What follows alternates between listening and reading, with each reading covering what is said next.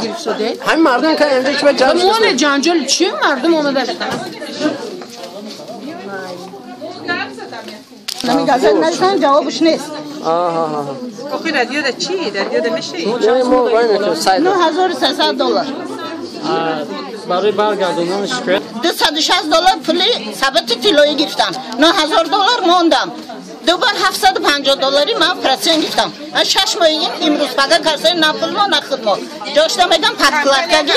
چند باره که اومدم که گفتم همین فایدهش گیرم من گفتم که اگر فایده را گیری در 20 ماه همه پول تا میگیری اگر فایده را نگیری 18 مدرب گفتم مرام خیل